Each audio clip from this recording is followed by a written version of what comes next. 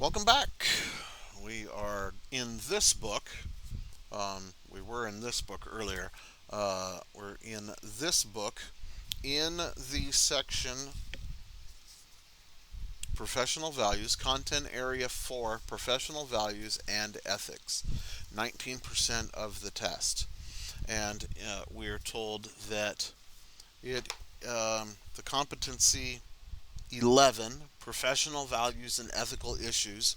It is the first subsection of this section of the book, and it has 18 questions.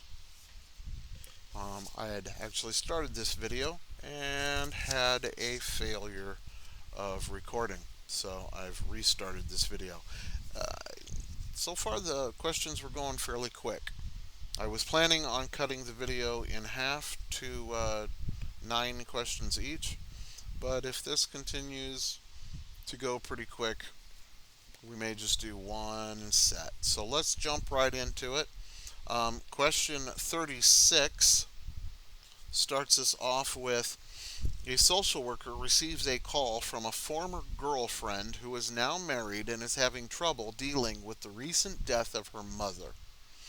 The former girlfriend would like to see the social worker for counseling. The social worker has not seen the girlfriend in more than 10 years. What should the social worker do? The prompt says the social worker should begin treatment immediately because more than a decade has passed since the presence of an intimate relationship. Gather more information about why the former girlfriend wants the social worker to provide therapy. Contact the Social Work Licensing Board and determine if regulation prohibits this treatment. Inform the girlfriend that the social worker cannot treat her.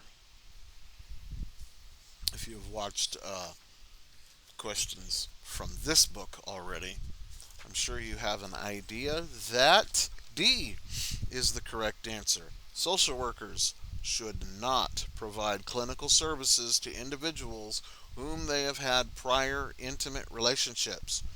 Providing clinical services to a former girlfriend has the potential to be harmful to her, and it may be difficult for the social worker and the former girlfriend to maintain appropriate professional boundaries. Question number 39. Social workers are allowed to terminate services when they wish to pursue social relationships with clients. Please don't choose that one, ever. They are leaving employment settings to pursue other opportunities. They believe that clients are making poor choices that negatively affect their well being. They are owed money for services even if the consequences for non payment have not been discussed. Um, we already know one, that it absolutely is not. You don't end a service so that you can go begin a friendship of any type. Question 39 lets us know that B, they are leaving employment settings to pursue other opportunities, is correct. The rationale states social workers should not terminate services to pursue social, financial, or sexual relationships with clients when they believe that when they believe clients are making poor choices. Social workers in fee-for-service settings may terminate services to clients who are not paying overdue balances if the financial contractual arrangements have been made clear, comma, if clients do not pose an immediate danger to self or others, comma, and if the clinical and other consequences of current non-payment have been addressed and discussed. So that's why D isn't correct, because the consequences for non-payment have not been discussed according to that. Social workers who are leaving employment settings can terminate with clients after informing them of appropriate options for continuation of services and the benefits and risks of the options. In nonprofit agencies and county agencies, that's best practice, but sometimes not possible. Um, I've known people who have just suddenly left agencies. You're not working out, and they are unable to uh, conclude, close, resolve with their clients. Um, but when at all possible, please let your clients know. Don't just disappear. Ooh. Okay, 64, 65, 66, or 67, and 68. So all of these right next to each other. 64. A social worker is seeing a client in private practice. So this is private practice. The client has not paid the social worker for many weeks, and apparently you're not doing pro bono at the moment, accumulating a substantial balance, despite receiving and acknowledging the social worker's payment policy. So that's already been addressed. The social worker has told the client repeatedly that he will terminate if he does not pay his bill and decides to do so at the next session. The client comes to this session visibly upset and crying because he doesn't think he can go on without the social worker.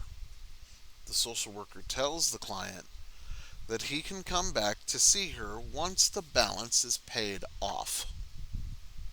The actions of the social worker are: A and B start with the word ethical, C and D start with the word unethical. Just blinking on the top of your head right now, he thinks he cannot go on without the social worker, and she still says, you can come back after you've paid your bill. So, immediately on this, is it an ethical or is it an unethical? That'll absolutely give you 50% if you choose correctly. The actions of the social worker are ethical because the social worker has given the client notice of the non-payment consequences as well as the payment policy. B, ethical because the social worker is allowing the client to return when the balance is paid off. Unethical because termination is not allowed based on non-payment of services. Unethical because the client may be in danger to himself. With that one, right off the bat, uh, it's unethical the way it's explained out. And C, unethical because termination is not allowed based on non-payment of services is untrue, because there are times when a person's not paying you that you have to end services.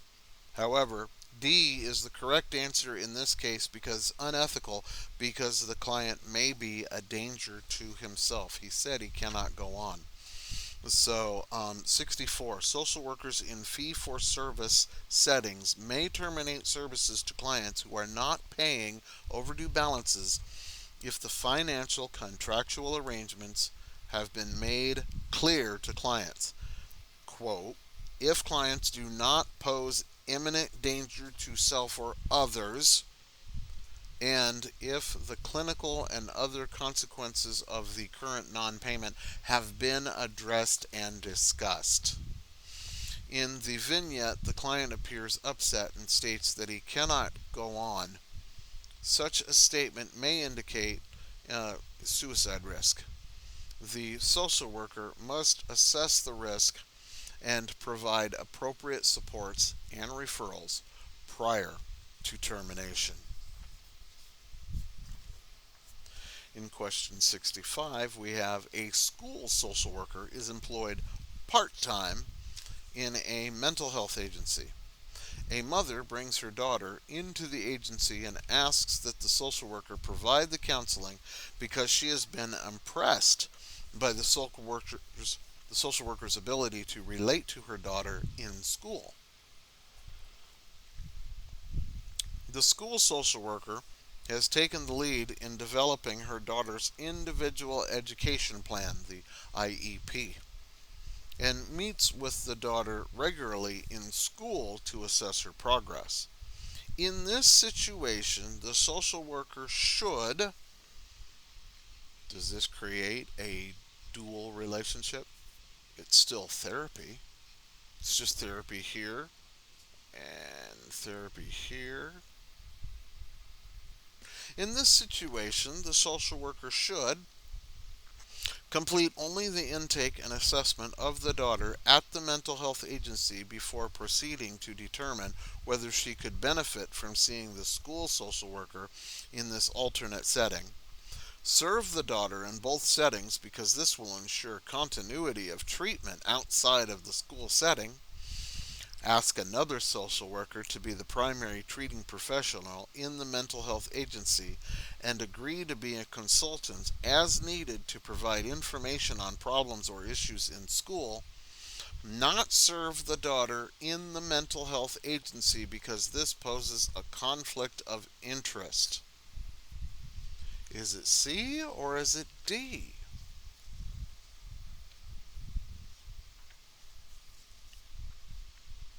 65 tells us, because C sounded decent. Hey, let's get somebody else to do it. No, I'll provide some background information.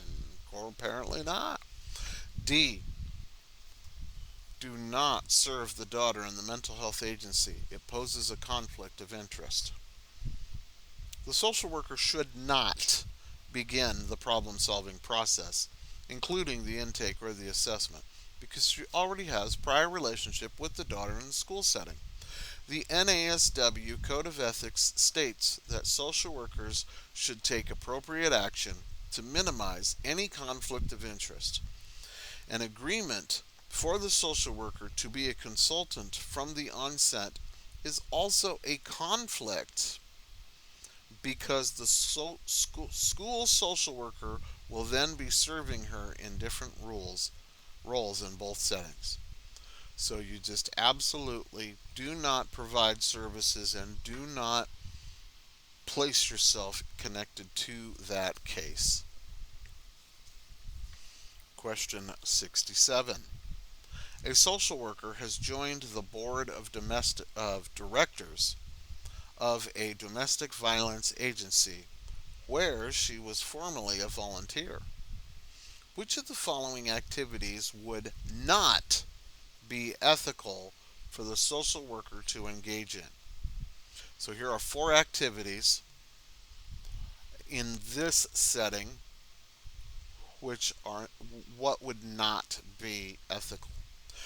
Raising money for the organization through direct solicitation, receiving referrals for clients leaving their shelter program for her private practice who will be treated for a reduced rate. I got a problem with that one. Let's find out what the answer is.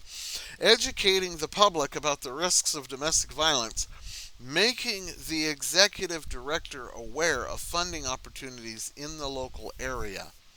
67 B. Okay. Whew.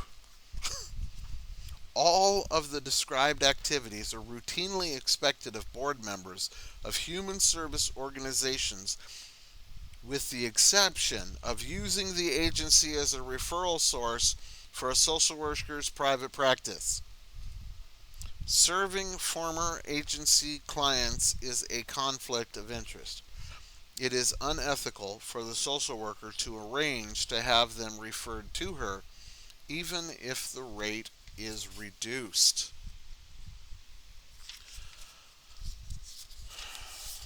Okay, saw me stumble over that one. I was, please be the correct answer there.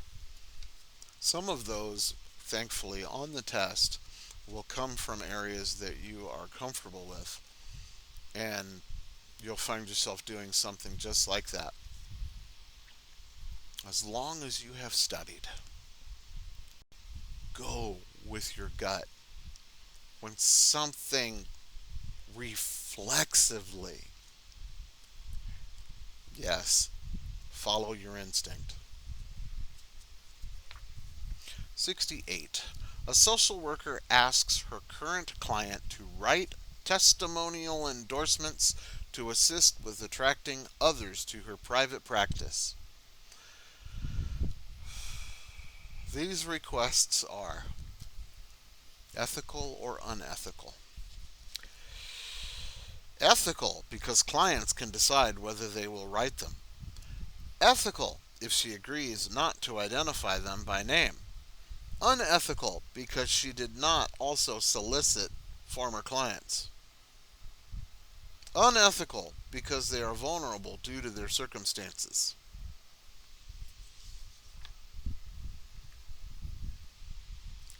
If you've chosen that instinctual gut reaction that says it's unethical, you're already 50% of the way there. Is it unethical because she did not also solicit former clients, just this one?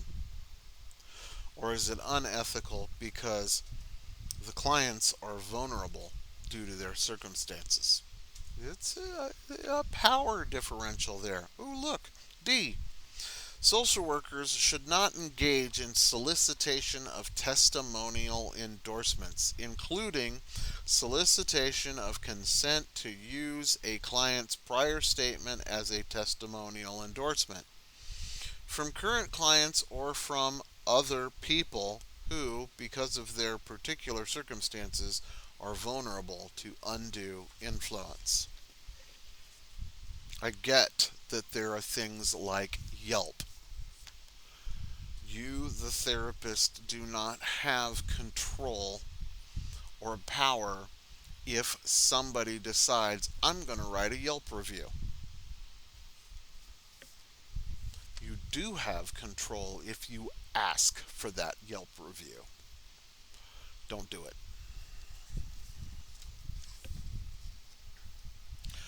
Question number 78.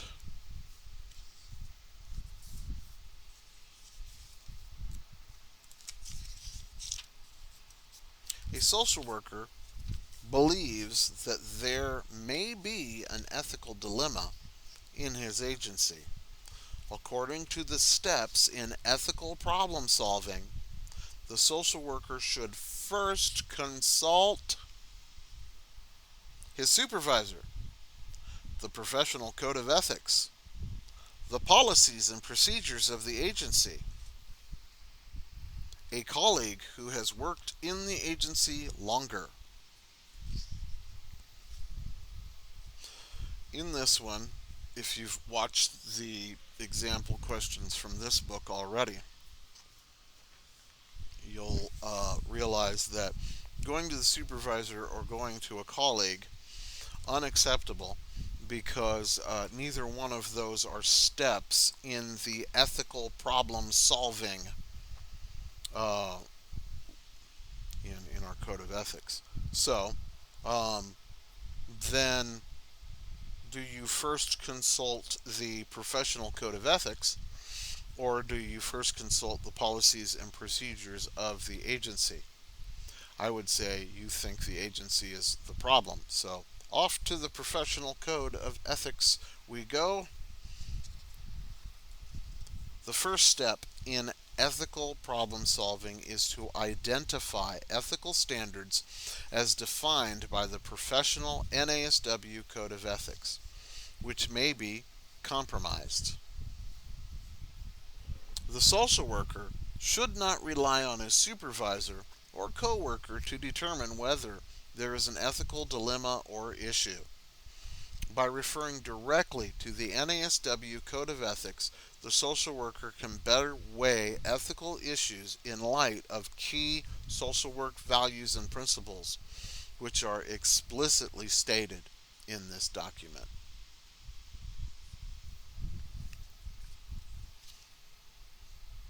Number 82. This is going quicker than I expected, so I'll be doing all of these questions in this one video. All 18 questions.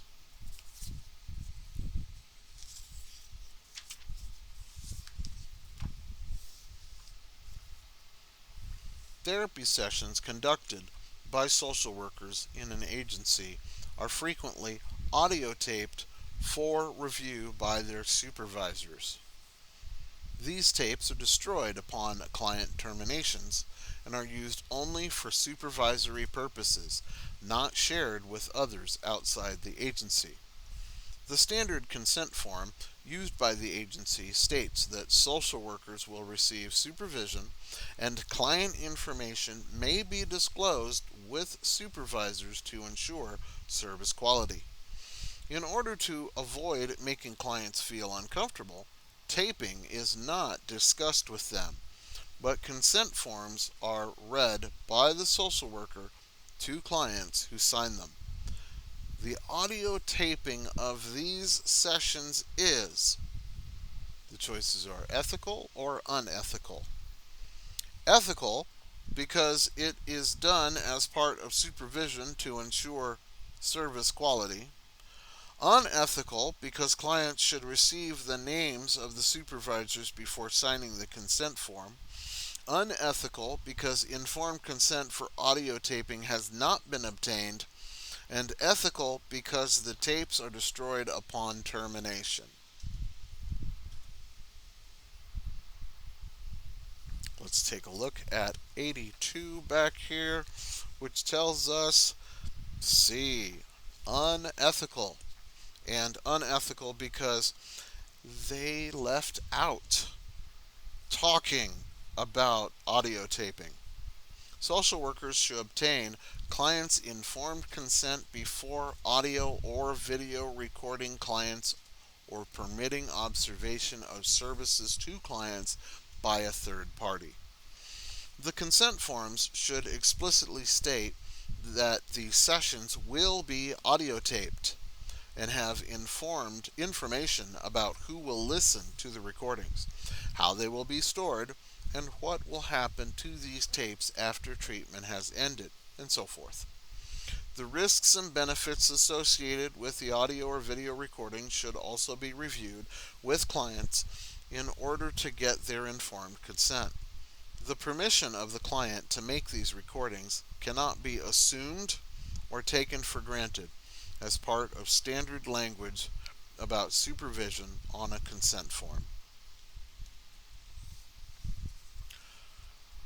I have not had the privilege of working at an agency that records things, and the place I currently work does not record stuff. 83. A social worker finds that she has a lot in common with a client. Transference, countertransference.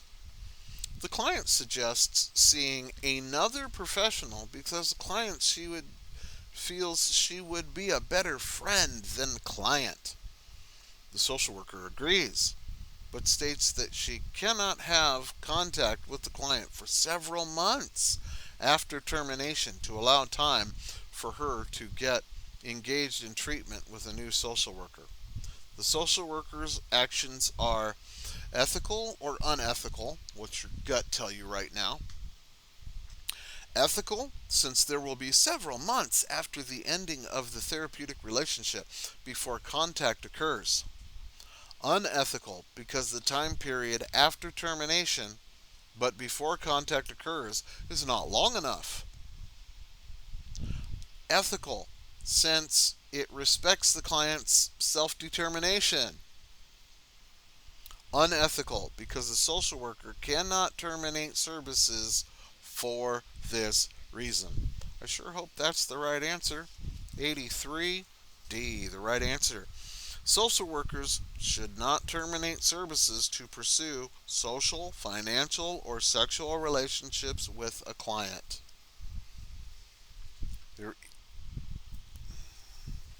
It's going to bring up more on that, but let's stay on topic. After several months of treating a client, this is question 84, A social worker learns that the client goes to the same church as the social worker. The social worker continues to go to the church, seeing the client occasionally across the room. The social worker has no contact with the client at the church. This situation is unethical or ethical. Unethical, since a referral should have been made to another social worker once this issue was discovered. Ethical, because the conflict was not known initially and has been minimized by avoiding contact. Unethical, because the social worker should have started attending another church. Ethical, since religious participation is not considered in the evaluation of a dual relationship. Well, I can already tell you that sometimes church denominations, if a person's in a specific denomination, might not have more than one in local travel. So saying the social worker should have started attending another church, nope. In this case, it is ethical, but is it ethical B or is it ethical D? B. Ethical because the conflict was not known initially and has been minimized by avoiding contact. The social worker was not aware of this potential conflict of interest upon the start of treatment. Once it was discovered, steps such as minimizing contact and sitting across the room were taken to mitigate its existence. The client does not have to be referred to another social worker unless unless it is more comfortable for the client to do so. In addition, the social worker does not have to leave the church. However, the existence of this unanticipated conflict should be discussed so the client is aware of its existence. Strategies for minimizing its impact can be established. You definitely want to discuss it, because what if you and your client both wind up being asked to serve on the church board or in a special committee? One of you would probably need to bow out.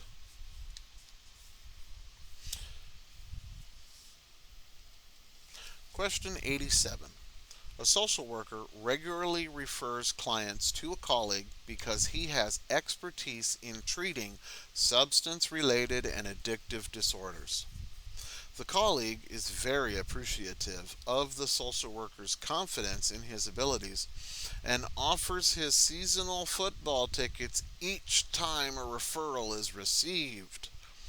The social worker takes the tickets so as to not hurt his feelings, but donates them to a local charity. The social worker's actions are ethical or unethical? Ethical, because the tickets are donated to a charity. Unethical, because the social worker should not accept the tickets.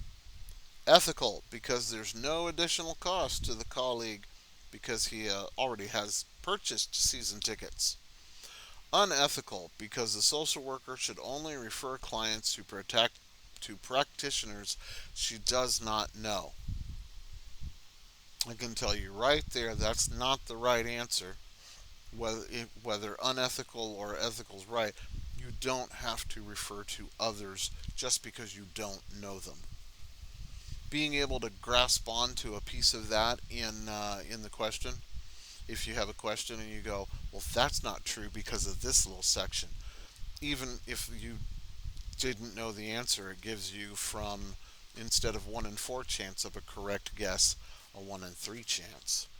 So 87 states that B, it is unethical because the social worker should not accept any tickets. Because the receipt of the tickets by the social worker is clearly linked to the referrals, this is a form of fee splitting, which is not allowed in social work practice.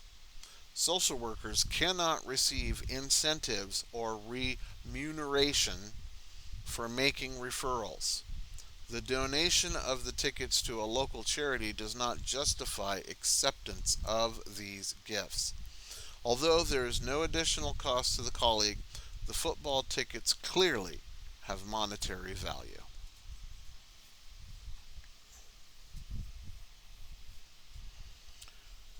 Question 91. An agency is required by its funder to make extensive modifications to its human resource policies. The agency director is worried about the financial health of the agency and reports that the agency does not have the money to hire someone to complete this task. The social worker's wife, is a human resource manager at a large corporation and agrees to work with the agency for a few weeks at a deeply discounted rate in order to meet the requirements. According to the Code of Ethics, so you need to know this is a recall, this situation is ethical or unethical. Ethical because the wife is being hired as a consultant and is not an employee of the agency. Ethical because the agency has no other means to fulfill the funding requirement. Unethical because it represents a conflict of interest.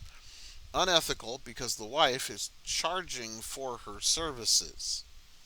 Notice it didn't mention anything about the deep discount.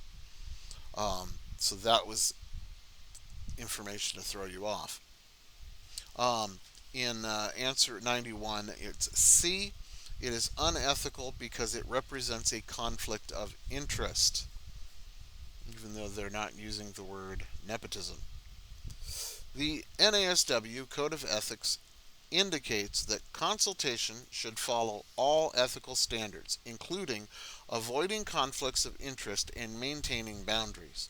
In the vignette, the social worker's wife making changes to the agency's personnel policies that impact her husband is clearly a conflict of interest. Breaching this standard should not be justified because the situation appears desperate and other resources are not evident. It remains a conflict of interest whether the wife charges for her services or not, even that deep discount. Question 104.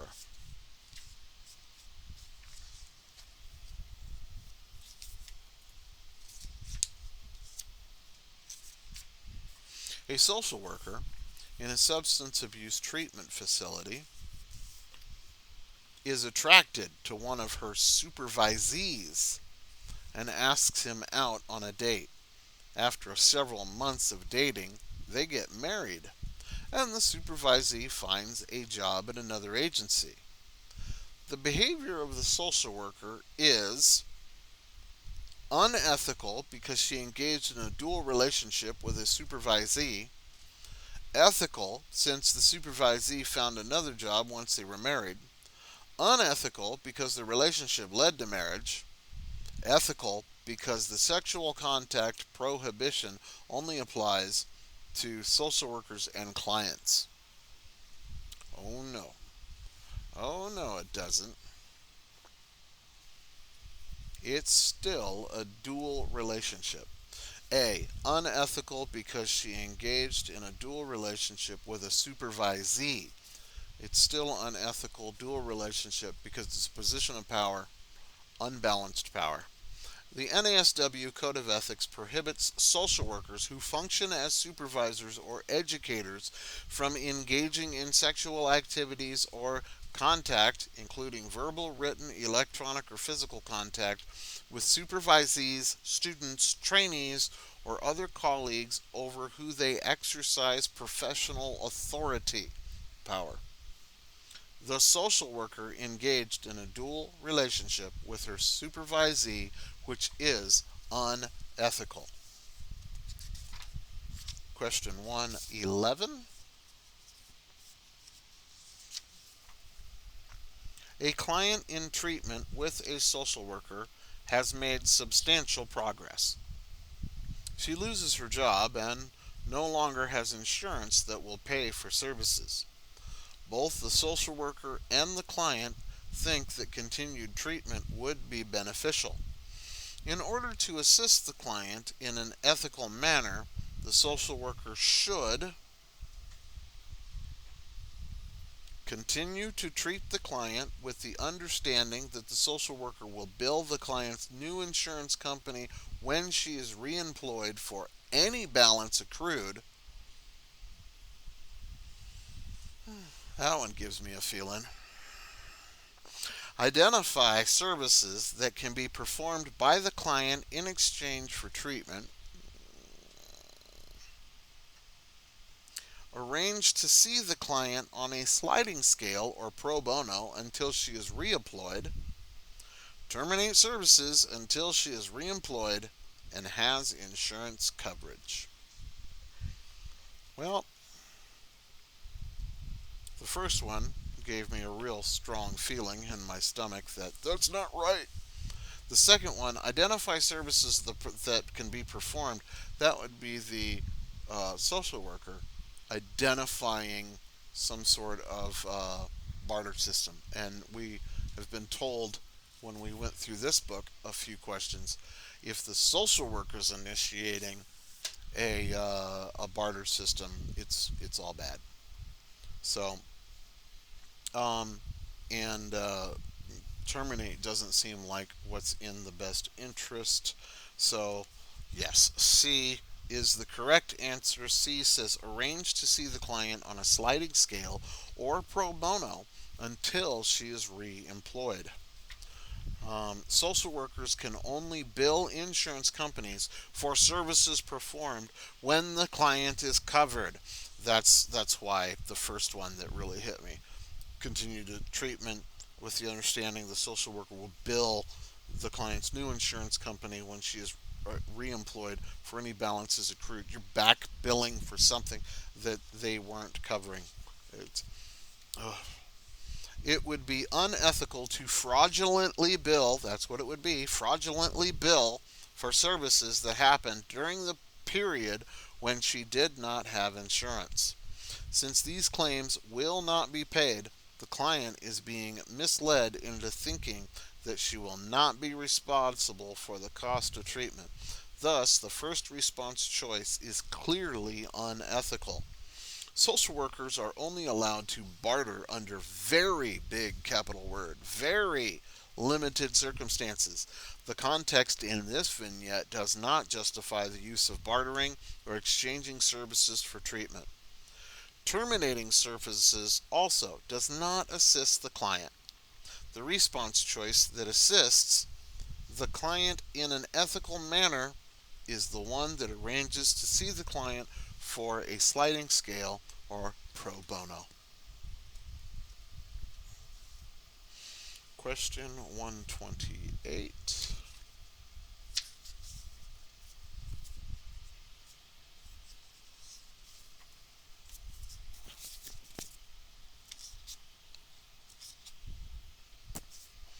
The following did not violate laws when performed outside the social work context, but are unethical when engaged in by a social worker. So we're looking at things that do not violate the laws when performed by a regular person, but they are unethical when engaged in by a social worker.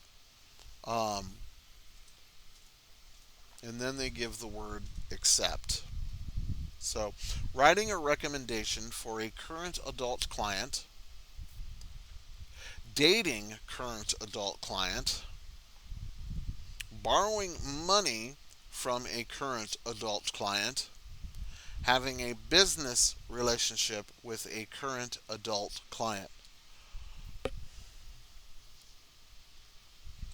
The following do not violate laws, none of them did, when performed outside the social work context. The following are unethical when engaged in by a social worker.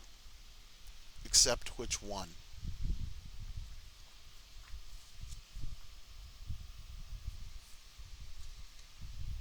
A. Writing a recommendation for a current adult client. None of the behaviors listed in the response choices, when engaged in by social workers, are illegal unless they violate state jurisdictional statutes or regulations related to the practice of social work. Adults can legally write recommendations, date other adults, borrow money, and or have business relationships.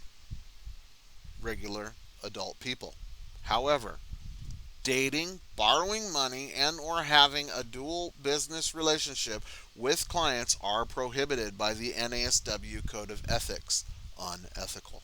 Social worker can certainly write a recommendation for a current or even a former client as long as the content is based on information collected as part of service delivery and the social worker is not making assertions or drawing conclusions beyond the scope of therapeutic relationship.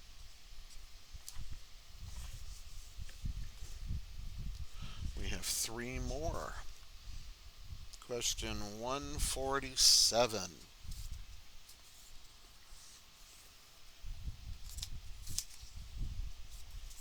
In social work practice, assent and consent are, went through this book, we realize they're a little different. Assent, ASSENT, and consent, CONSENT, are identical because both give legal authorization to participate in treatment.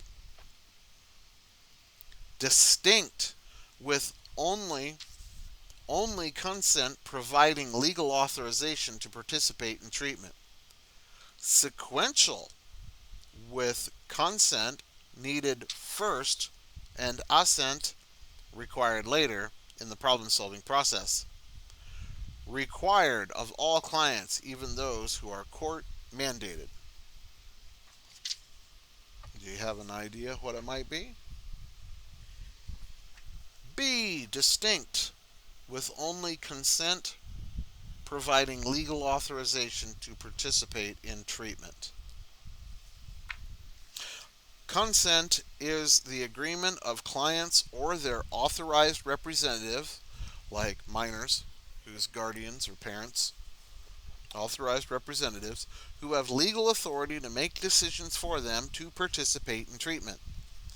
Assent is a term used to express willingness to participate in treatment by clients who are too young to give consent or have been determined by the courts as incapable of making legal decisions. Assent by itself is not sufficient. If assent is given, social workers must still obtain consent from clients' parents or guardians. Court-mandated services do not require clients' consent, but clients should be advised at the onset that they have control over and what they do not have control over in these situations. In some states, children can access limited services without parental consent, but the terms still have distinct meanings. It's important to know. California allows children of a certain age to consent for their own treatment and keep private their treatment, even from their parents. Number 154. A couple is seeing a social worker for marriage counseling. After several months, they decide to end their marriage and ask the social worker to make a child custody recommendation to the court because they feel she is best suited to make suggestions since she has worked for the couple for so long. The social worker should the social worker accept or decline this? What does your gut say? Mine says decline it.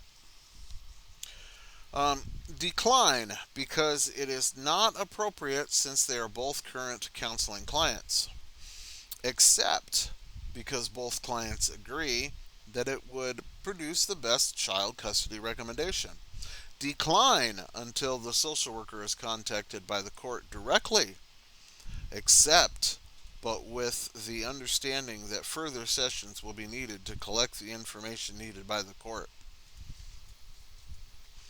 The resolution, the rationale on that is a decline because it is not appropriate since they are both current counseling clients. And I would say a dual relationship, going from therapist to some sort of legal advocate. The process and goals for completion of a child custody evaluation are vastly different than those used in marriage counseling.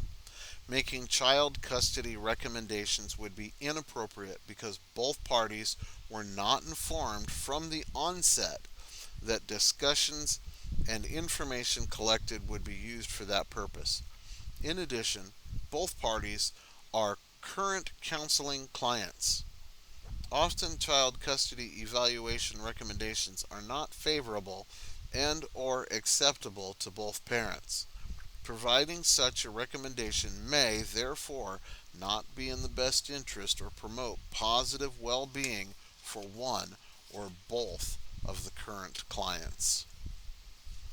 And our last question for this section, which is interesting.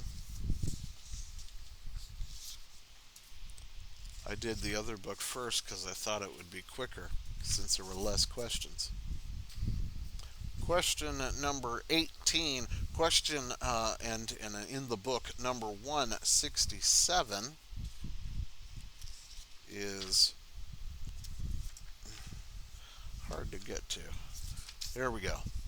If social workers engage in appropriate physical contact with clients, make sure I read that right. If social workers engage in appropriate physical contact with clients, handshake or something, okay. All of the following must be present in the boundaries that govern such contact except, so what's something that shouldn't be there? Because we know some things that should be. Contact should not occur with those for which such contact could cause psychological harm. Contact should only occur with adult clients and not children. Contact should be culturally sensitive, considering the customs, beliefs, and traditions of clients. Rules for the use of contact should be able to be clearly articulated by both social worker and their clients. Let's read it again because questions with the accept can be difficult. If a social worker, if social workers engage in appropriate physical contact with clients, all of the following must be present in the boundaries that govern such contact except. And number 167 lets us know that B, contact should only occur with adult clients and not children. The standards that govern social work practice address the use of physical contact with clients. Setting clear, appropriate, and culturally sensitive boundaries that govern physical contact are essential for professional practice. Social workers should not engage in physical contact with clients when there is a possibility of psychological harm as a result of the contact, such as cradling or caressing the clients. Physical contact or other activities of a sexual nature with clients are clearly not allowed by social workers. The NASW Code of Ethics does not limit physical contact to only adult clients. However, social workers must clearly evaluate appropriateness and having physical contact with children, especially because many of the youth served have experienced trauma.